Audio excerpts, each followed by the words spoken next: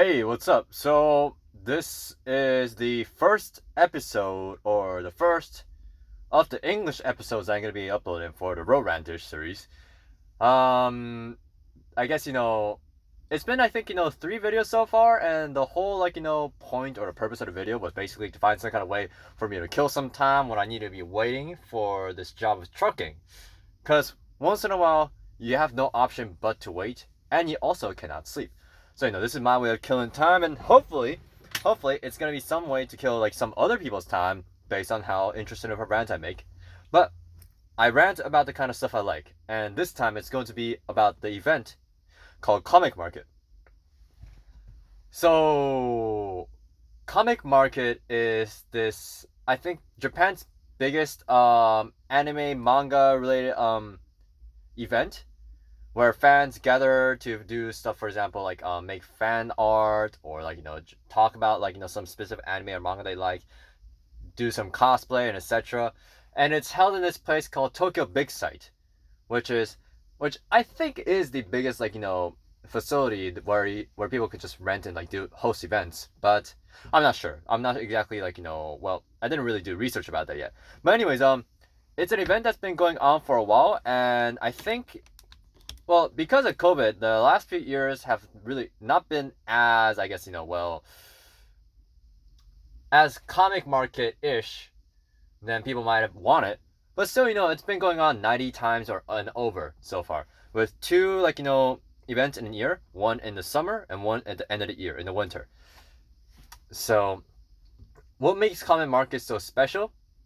Obviously, it's huge. You have a full gigantic place, a facility that has so much people that the facility can't hold. The amount of people that comes in over 3 days is enough to fill up the entire space and the places around there, such as just random streets and paths, stations that are nearby, which not just one, but there's probably 2 or 3 of them around, and parking lots. All of them get filled out. And what do they all come for? Either to sell the kind of merch that they made, or to buy them. And because there's so many people, you actually have a very interesting mesh, such as, well, first of all, of course, they always have those fan arts, fan manga, and those kind of stuff, which is phrased by the word doujin. Not doujin originally means just fan made or individually published stuff, so it doesn't have any of those connotations that the internet talks these days. Okay, but anyways, yes, they have doujin books. They have some merch related to it. Sometimes they make shirts or some accessories. I think I saw some people make silverware over there too. And that's just the beginning. Now you have some people who make completely original stuff. Because Comic Market, although it has the name Comic Market, is basically open to anyone who wants to show off whatever individual stuff that they want to make. So these will include things such as individual amateur research papers for specific, very niche topics, such as I think there was one about a specific traditional dance performed in a shrine over this northeastern part of Japan called Tohoku, and I think research and analysis related to the roots, how it basically branched off from another traditional culture that was there, but also adapted some aspects of Shugendo, which is another well, I don't want to say it's minor, but old form of religion that used to exist in Japan. Or it could be other things you might be able to find there are just random books saying good green tea related sweet spots in Tokyo. Or aside from that, it could just be people making, I'm not making any fan art, I'm just making manga. I'm not even that good, but I'm just here to read and write, draw, and then talk with people that come. Oh, in fact, we actually give you change in 2,000 yen bills. And the thing is, 2,000 yen bills are not exactly the most uncommon, but it's something that these days are not that common, except for this island of Okinawa, which is in the southern edge of Japan. So it's very interesting. So many people are there. And also, one more thing about comic market. the level of organization, the amount of control they have over the crowd is honestly probably one of the best they can see in Japan. We might know, I mean, some people might heard Japan is one of the places that, people are just disciplined or whatever like that. But comic market age, you have people, especially what we call otakus or nerds, swarming into the same stuff. And yes, they have the doshin with the kind of context that we use over the internet these days. And you have literally thousands lining up for a single club or circle. And there's at least few hundred or even thousands of those clubs that are in the events place. Of course, some of them are bigger, some of them are smaller, some of them are more popular than others. But then the way you have this entire line and a mass of people flowing from one section of the facility to another, sometimes even lining up all the way outside the facility,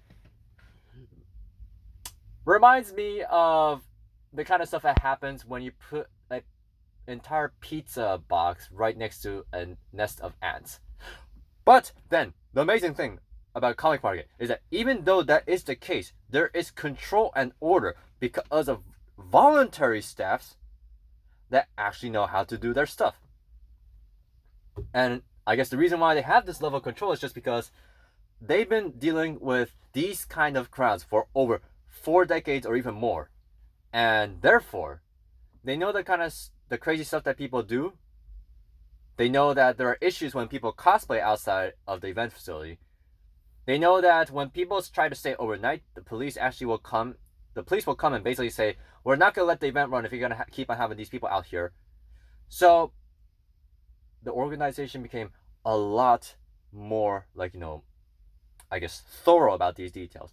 And with that thoroughness, they decided to make the event basically fit for people from different regions of the world.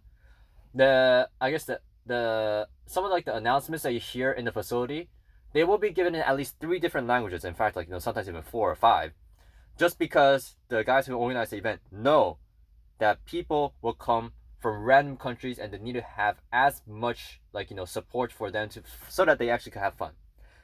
And the catalog, they have this thing called the comic market catalog that's published every time when the comic market is basically going to be held. That comic market catalog has at least 20 or 30 pages of detailed instructions of how to enjoy comic market, a full length of basically just list of circles and clubs that are in the event. And then the final parts include sections about the staffs and the voluntary staff saying how it was to run the previous comic market. So it is a little bit expensive, but they put detail and effort into that as well, so that both experienced and inexperienced comic market visitors will have full knowledge and preparation to enjoy the event and to not fall down out of heat stroke, because it is an event that does actually demand a lot in terms of endurance, because you need to wait in line. You sometimes need to wait outside from 7 a.m. to 9 or 10 a.m. in the heat without any roof. And even the indoors, even after you get inside, there's so much people and so many people are sweating, especially in the summer, that sometimes they actually find clouds forming in the rooftops from the sweat and humidity and the heat that the event produces. But anyways, even with all that, the event has been successfully running for a long time and hopefully not a digital one, but an in-place one will be run this year, hopefully, or maybe next year summer. But yeah, it's honestly an impressive event.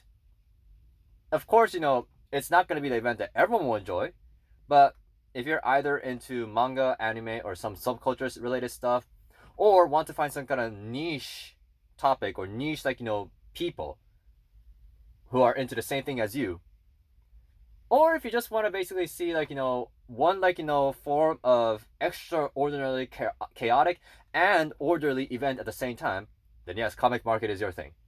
Try having a visit whenever COVID is less of a thing. But yep, that's pretty much it for this first video. And I'm not exactly sure what I'm going to talk about next time, and I'm not even sure when I'm going to talk next time. But whenever I have another open time, whenever I have another convenient topic to rant about, well, please bear with me for another round of road rantage. Thanks so much.